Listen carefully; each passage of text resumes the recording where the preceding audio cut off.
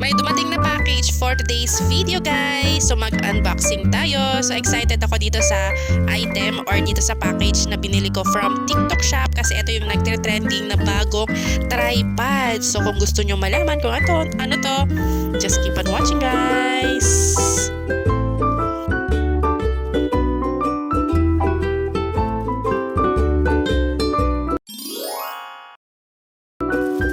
Mukhang halata yatang bagong gising ako dyan for today's video, guys. So, eto na nga, buksan na natin tong package ko from TikTok. So, nagtitrending siya kasi itong bagong tripod na ito. Basta sa tripod, nabubudol talaga ako. So, ayan, meron siyang lights. And then, yan yung tripod na pwede pa siyang stabilizer at saka pwede siyang i-rotate. Kaya ko siya nagustuhan kasi nga, ayun, pwede siyang i-rotate, pwede siyang i-bend. So, papakita ko mamaya yung features ng tripod na ito. So, tignan muna natin siya. Okay, guys, so ayan na siya. Yan yung pang stabilizer niya. So ayan, tingnan natin kung gagana pa talaga or okay ba tong tripod na nabudol na naman ako ni TikTok. So ayan siya. Tingnan natin siya kung gaano siya kataas, yung lens ba na nabibend siya, kung talaga. Ito na nga, guys, tinatesting na natin ang ating tripod. So lagyan natin siya ng phone. Ito yung dating phone ni Daddy. So ayan, naro-rotate siya from portrait to landscape. Okay, so ayan na siya. Hinahawakan ko yung parang stabilizer niya.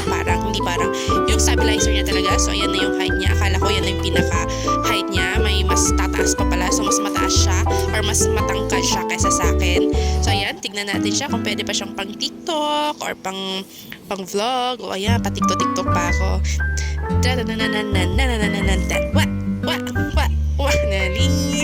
Napakanta. Binili ko talaga yata to para may pang TikTok ako anywhere, anytime dahil sa tripod na to.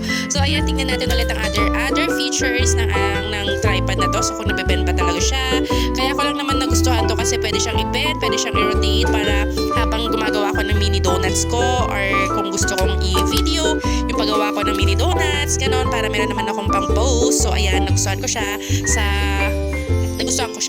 guys.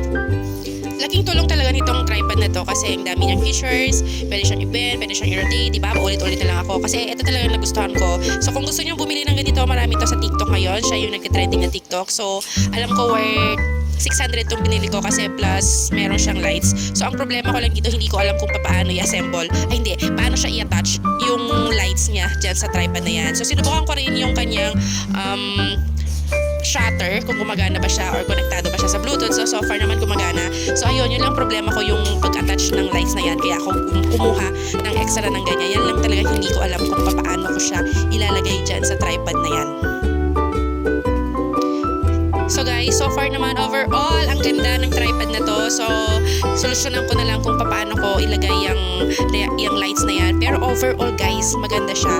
So, for future vlog. So, dyan ko talaga gusto ilagay yon. So, yun lang. Talagang grabe. May pang TikTok na tayo. Pwede ko na siyang dalhin anywhere, anytime.